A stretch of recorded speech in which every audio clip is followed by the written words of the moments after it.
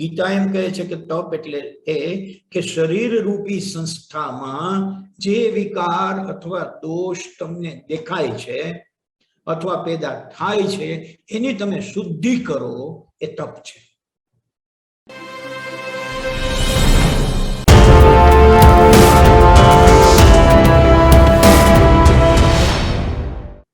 તો અર્જુનને જે થયું કે મામ કહા પાંડવાશ્ચૈવ, એ પ્રશ્ન ખરેખર મને અને તમને અનુભવમાં આવે છે ને ત્યારે ખબર પડે છે. ત્યાં સુધી ખબર પડતી નથી.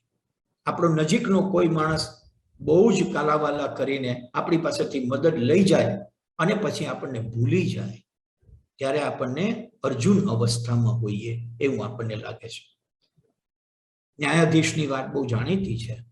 અનેકને ફાંસી આપનારો ન્યાયાધીશ છે, એ બિંદાસ રીતે ફાંસીની સજા સંભળાવે, પણ એક વખત એનો ખુદનો દીકરો કોઈ મર્ડર કેસની અંદર આરોપી બને છે અને જોગાનું જોગ બને છે એવું કે એ કેસ પોતાને ચલાવવાનો આવે છે. આગળના કેસને ધ્યાનમાં લઈને એ પોતાના દીકરાને પણ ફાંસી આપવી જોઈએ એવું બરાબર મનમાં એને લાગે છે. પણ લાગે છે ત્યાં એને અર્જુન યાદ આવે છે અને એને આત્મજ્ઞાન થવા લાગે છે. અને એ સમયે એની દલીલ શું છે? તો કે આ ફાંસી આપવી એ તો સાચી વાત નથી, એક માણસને સુધરવાની તક આપવી જોઈએ. બસ બરાબર આવી અનુભૂતિ ભગવાન શ્રી કૃષ્ણ પાસે અર્જુને વ્યક્ત કરી, અને વ્યક્ત કરી એમાંથી જે સર્જાણું એનું નામ ભગવદ્ ગીતા. એના અધ્યાયમાં એમણે પ્રોમિસ આપ્યું કે તમે જો આમ હશો તો હું આવીશ, मैं प्रगट होता हूं, मैं जन्म लेता हूं, હું લઉં છું, લઈશ નહીં, પણ if it is so then this is this. આવી પ્રોબેબિલિટીની વાત એમણે કરી. આપણે નટશેલમાં કેવું હોય કે ભગવદ્ ગીતા શું? તો કે સ્વ માટેના મોહનું નિરસન કરવું, એ પ્રક્રિયાનું નામ ભગવદ્ ગીતા. સ્વ માટેનો મોહ એટલે શું? જે અર્જુનને થયો. એક બહુ જાણીતો શ્લોક મને અત્યારે યાદ આવે છે, સર્વધર્માન પરિત્યજ્ય મામેકમ શરણમ વ્રજ. બધા ધર્મો છોડીને તું મારે શરણે આવ. આમાં અહંકાર નથી કૃષ્ણનો, પણ એમ કહેવા માંગે છે બાકીની કચકચ છોડી દે, બાકીની માથાકૂટ છોડી દે અને તું મારે શરણે આવ. એટલે અહીંયા યુવાનને પ્રશ્ન છે કે કૃષ્ણ પોતે કહે કે મારે શરણે આવ. મારે શરણે આવીશ, મારે શરણે આવ, ખુદને શરણે જા. ઓશો તો કહે છે કે આપની અંદર બેઠેલા આત્માને હું વંદન કરું છું. આત્મા ક્યાં છે? ઈશ્વર ક્યાં છે? પ્રભુ ક્યાં છે? મારી અંદર છે. મારી અંદર જેવો છે એવો જ નિમિષભાઈની અંદર છે, એવો જ રાજેશભાઈની અંદર છે, એવો જ રામભાઈની અંદર છે. માટે હું એને વંદન કરું છું. મારે ભગવાનને બહાર ગોતવાની જરૂરિયાત નથી. અને એટલા માટે એ મોહનું નિરસન કરવું, એમાંથી બહાર નીકળવું.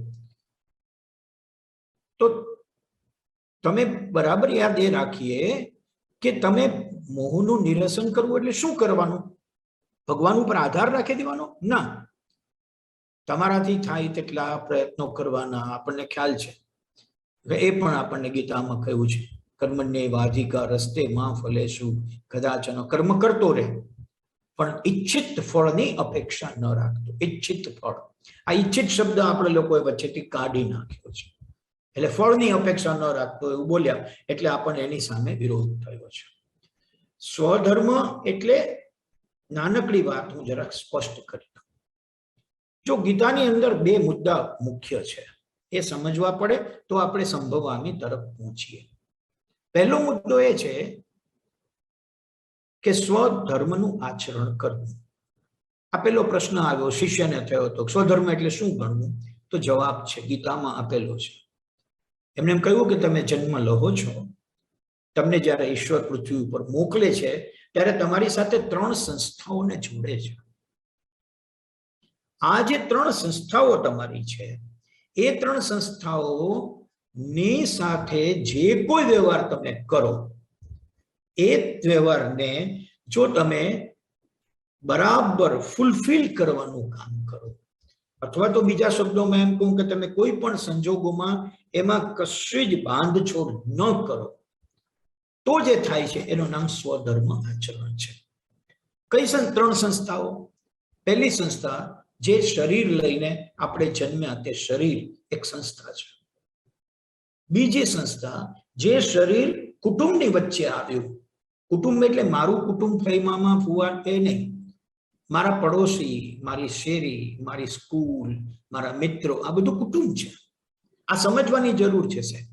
અત્યારે જયારે રાષ્ટ્રવાદનો નારો લગાવીએ છીએ ત્યારે ગીતા રાષ્ટ્રવાદ નથી કહેતી, રાષ્ટ્ર પ્રેમની વાત કરે છે.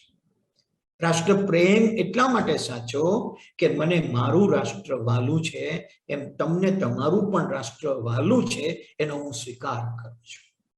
રાષ્ટ્રવાદનો અર્થ એવો છે મારું જ રાષ્ટ્ર વાલું, તમને તમારું વાલું કહેવાની છૂટ નહીં. તો સમાજ, રાષ્ટ્ર એ તમારું કુટુંબ છે, એ બીજી સંસ્થા છે. અને ત્રીજી સંસ્થા, તમે જે સૃષ્ટિમાં જન્મ્યા છો, જે સમષ્ટિમાં જન્મ્યા છો, જે અસ્તિત્વમાં જન્મ્યા છો, ત્યાં વૃક્ષ છે, નદી છે, પર્વતો છે, અનેક વસ્તુઓ છે, સૂર્ય છે, ઉર્જા છે, પવન છે. આ બધી જ વસ્તુઓ જે અસ્તિત્વમાં તમે જુઓ છો, ચારે તરફ પંચ મહાભૂત જે જુઓ છો, એના પ્રત્યે પણ તમારી જવાબદારી છે. અને બહુ સુંદર રીતે દર્શાવેલું છે. એટલા માટે હું આનો ઉલ્લેખ કરું છું કે આપણે સ્વધર્મ આચરણ કરીશું તો પેલી શરતો આગળની ફૂલફિલ થવાની છે. યદા યદા હિ ધર્મસ્યની મૂળ શરતો ફૂલફિલ કરવી હોય તો શું કરવાનું? પેલું શરીર, બીજું આપણું કુટુંબ, વિસ્તૃત કુટુંબ, વ્યાપક કુટુંબ, અને ત્રીજું સમષ્ટિ અથવા તો સૃષ્ટિ અથવા તો અસ્તિત્વ. આ 3 સંસ્થા તમે જન્મ્યા ત્યારથી ભેગી આવી છે. ગીતામાં કહ્યું છે કે આ 3 સંસ્થા પ્રત્યે તમારું ઉત્તરદાયિત્વ છે. You are answerable to this 3. Answerable, not questionable. કેમ આમ થયું એમ નહીં, મારે આમ કરવાનું છે. હવે કરવાનું શું? તમારે એટલું જ કરવાનું છે. એના માટે પછી શાસ્ત્રોક્ત વાતો કરી એ જુદી વાત છે. બહુ સીધી જ વાત કરી કે તમે તપ કરો. આપણે ત્યાં 3 શબ્દો બોલાય છે, તપ, દાન અને યજ્ઞ. તો આ તપ એટલે શું? તપ એટલે બીજું કશું નથી. ઉપવાસ કરીએ ને એકટાણા કરીએ ને ફલાણું રાખીએ, એ બધું ખરેખર તપ નથી. ગીતા એમ કહે છે કે તપ એટલે એ કે શરીર રૂપી સંસ્થામાં જે વિકાર અથવા દોષ તમને દેખાય છે અથવા પેદા થાય છે એની તમે શુદ્ધિ કરો, એ તપ છે. શરીર રૂપી સંસ્થાને જાળવવા માટે જે શુદ્ધિ યજ્ઞ ચલાવો એ તપ છે. આ વિચિત્ર વાત છે, એટલે મેં ખાસ કોટ કરી છે.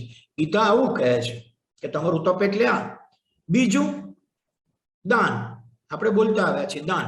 તો કે સમાજનું તમે ઘણું લઈ રહ્યા છો, કુટુંબમાંથી તમે ઘણું મેળવી રહ્યા છો. કોઈકે તમને બીજું કશું નથી આપ્યું તો ટચલી આંગળીનો ટેકો કર્યો છે.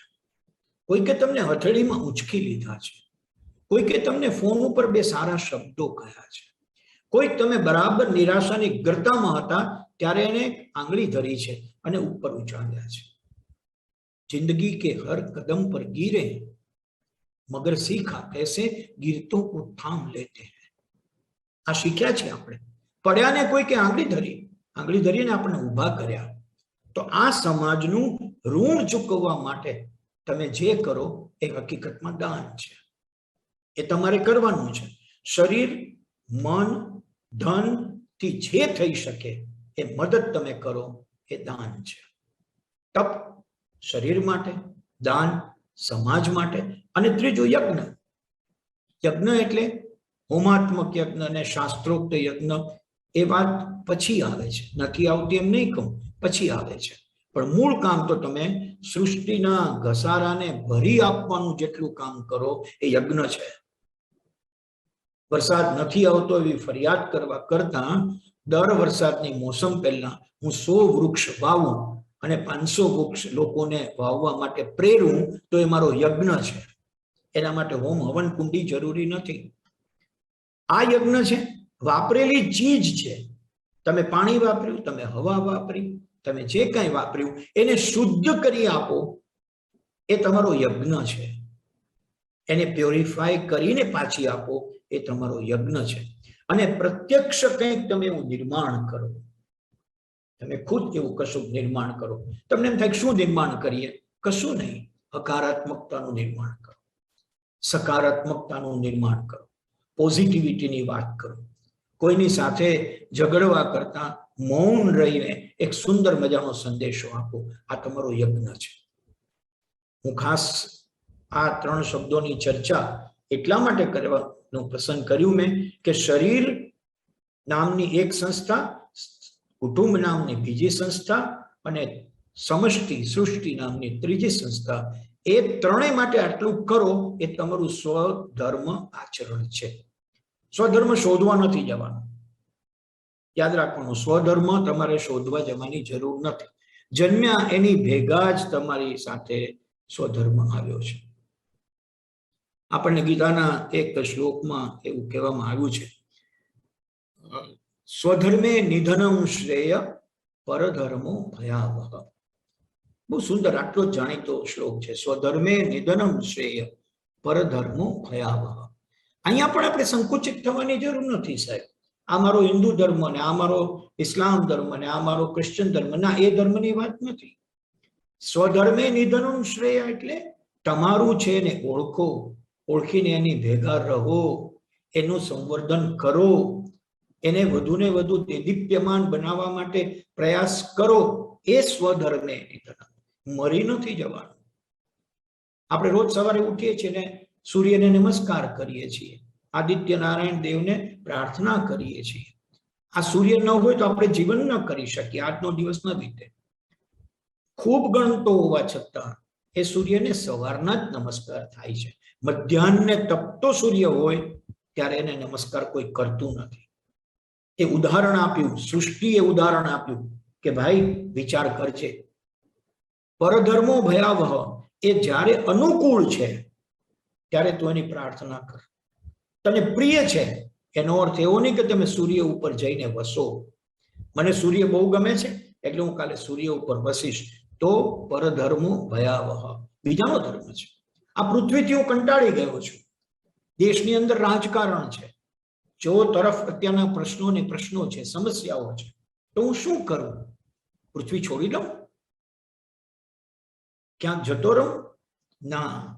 ત્યારે કહે છે સ્વધર્મો ભયાવહ. સ્વધર્મે નિધનમ શ્રેય પરધર્મો ભયાવહ. તમારો ધર્મ છે, પૃથ્વી ઉપર તમને મોકલ્યા છે, ત્યાં રહેવાનું છે. કલ્પના કરો સાહેબ, માછલીએ પાણીમાં જ રહેવાનું છે. પાણી વગર તો માછલી નહીં રહી શકે. કોઈ આવીને એમ કે દૂધનો કુંડ ભર્યો છે, આ પાણી છોડ અને દૂધના કુંડમાં આવ, અને માછલી વિચારે કે દૂધ મળતું હોય તો પાણીમાં શું કામ રહેવું જોઈએ? નિધન થવાનું છે. આ ગુઠાર્થ મારે અને તમારે એટલા માટે સમજવું પડે કે આપણે જે પરિસ્થિતિનું નિર્માણ કરવું છે એ પરિસ્થિતિનું નિર્માણ થશે તો આપણને કદાચ ઈશ્વર સંભવામી યુગે યુગનું વચન પાળશે.